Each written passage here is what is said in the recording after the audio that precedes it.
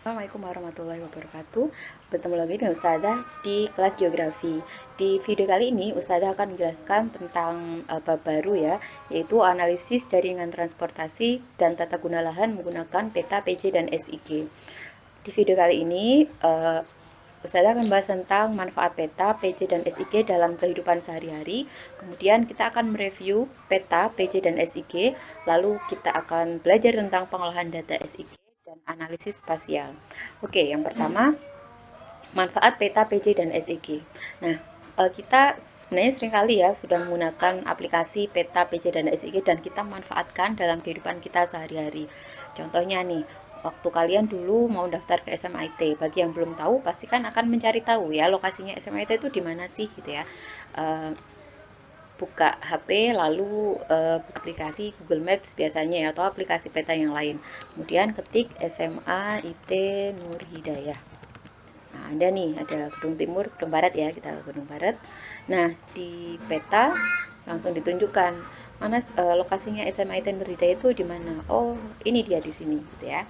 Nah, kemudian selanjutnya adalah sebagai petunjuk arah. Nah, kalau kalian ada di luar Kabupaten Sukoharjo ya, atau kalian di luar Kartosuro, atau kalian yang tidak tahu untuk sampai ke SMA IT Nur Hidayah itu lewat mana sih? Nah, di sini kalian bisa menggunakan rute.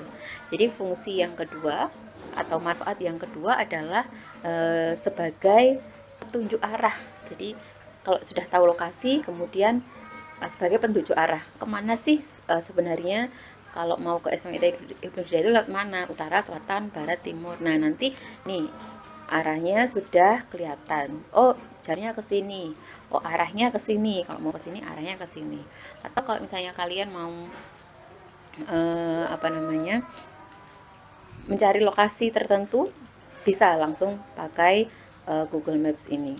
Kemudian apalagi fungsinya apalagi, yaitu sebagai tempat belanja. Misalnya ini kalian malam-malam lapar gitu ya, terus kemudian mau nyari makan gimana sih? Nah, kita misalnya mau nyari warung sate, ketik aja sate gitu ya, nanti akan keluar misalnya ini ya, oh ada di sini gitu.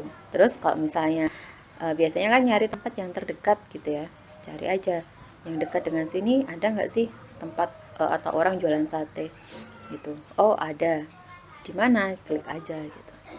Kemudian selanjutnya adalah berbagi informasi. Berbagi informasi itu misalnya, oh kalian pernah misalnya ini nginep gitu ya di salah satu hotel, terus oh hotelnya enak, nyaman misalnya, kalian klik aja, kemudian nanti kalian bisa share gitu ya. Nah, apa namanya, kalian share lokasi itu adalah salah satu contoh dari berbagi informasi menggunakan peta, SIG, dan PJ. Nah, kita menuju ke slide selanjutnya. Kita review dulu ya. Sebenarnya kenapa sih peta, PJ, dan SIG itu harus jadi satu gitu ya? Karena memang mereka itu adalah satu kesatuan gitu ya. Peta, PJ, dan SIG itu satu kesatuan yang apa namanya, dia digunakan atau dimanfaatkan secara bersama-sama gitu ya, satu yang lainnya saling melengkapi. Untuk peta sendiri, peta itu adalah gambaran permukaan bumi yang digambarkan dalam sebuah bidang datar menggunakan skala dan proyeksi. Nah, kalian bisa bayangkan ya, bumi kita itu kan bentuknya globe gitu ya, bentuknya globe dengan apa, bagian ekuator menggembung, kemudian bagian kutubnya dia pepat. Nah, untuk bisa menggambarkan itu dalam satu bidang datar, otomatis menggunakan yang namanya proyeksi dan diskalakan. Kan nggak mungkin gambar bumi dengan ukuran asli, tidak mungkin. Kertasnya seberapa besar kan nggak bisa. Nah, jadi peta ini dipakai untuk menggambarkan bumi dalam bidang datar atau dua dimensi, ya, dari dua dimensi ke dari tiga dimensi ke dua dimensi menggunakan peta, menggunakan skala dan proyeksi. Kemudian penginderaan jauh. Nah, penginderaan jauh itu adalah ilmu dan seni untuk memperoleh informasi mengenai objek, wilayah, atau gejala dengan cara menganalisis data yang diperoleh dengan menggunakan alat tanpa kontak langsung terhadap objek, wilayah, atau gejala yang dikaji. Jadi, tadi ya dalam kita membuat peta, salah satu informasi awal yang kita perlu untuk membuat peta, salah satunya adalah melalui citra penginderaan jauh gitu ya. Kalau kemarin-kemarin kita udah belajar ya membuat peta itu, waktu kita belajar peta RBI ya, sumbernya adalah foto udara dan observasi. Observasi itu ya kita datang langsung ke lapangan terus dipetakan. Terus foto udara itu adalah salah satu produk dari penginderaan jauh. Jadi nanti ada dua produk ya, foto udara yang dia menggunakan sensor fotografik, kemudian yang satunya lagi citra penginderaan jauh dia menggunakan sensor elektronik. Nah, ini salah satu bahan. Jadi penginderaan jauh itu salah satu bahan yang dipakai nanti untuk membuat peta. Selanjutnya SIG. SIG itu adalah sistem untuk pengelolaan, penyimpanan, pemrosesan atau manipulasi, analisis dan penayangan data secara spasial terkait dengan muka bumi. Nah, peta ini tidak digambar secara manual kan, jadi dia itu diproses, digambar melalui SIG atau Sistem Informasi Geografi. Nah, di SIG itu kan ada 5 komponen ya, ada hardware, ada brainware, ada software, ada data dan ada metode. Nah, yang bagian software ini adalah software yang dipakai untuk membuat peta. Yang salah satunya adalah ArcGIS gitu ya, atau ArcGIS. Nah, ArcGIS ini adalah satu software yang dikembangkan oleh perusahaan Amerika yang disebut dengan Esri. Nah, contohnya seperti ini ya, Ustazah bukakan. Nah, seperti ini contoh softwarenya. Sebenarnya ini ada lagi tapi karena Ustazah batasi yang di screen yang terekam. Nah, ini contoh sebagian gitu ya. Ini Ustazah sedang membuka kontur. Sebentar, dimatiin dulu konturnya. Nah, contohnya begini. Nah, ini kalau ada citranya diolah di SIG, kemudian setelah diolah maka dia akan menjadi peta gitu ya. Nah, makanya tadi Ustazah bilang antara peta, PJ, dan SIG itu adalah satu kesatuan yang tidak dapat dipisahkan. Contohnya seperti ini.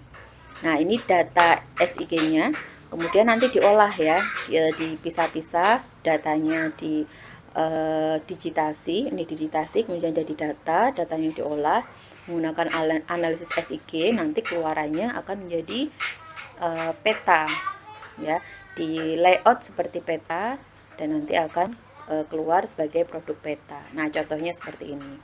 Nanti di sini ada informasi tambahannya. Kalau di peta kan ada judulnya, ada skala, ada legenda, ada simbol, dan lain sebagainya. Nanti ditambahkan di situ. Nah, lanjut lagi. Kemudian, nah, pengolahan data. Ini untuk pengolahan data sebenarnya nanti akan kita bahas sendiri ya, lebih detail lagi biar kalian paham. Jadi, di SIG itu, data yang sudah ada, itu prosesnya apa saja gitu ya. Ini Ustazah overview aja. Jadi ada digitasi, ada penambahan data atribut, kemudian ada analisis dan ada hasil. Hasilnya berupa tadi ya, outputnya itu berupa peta.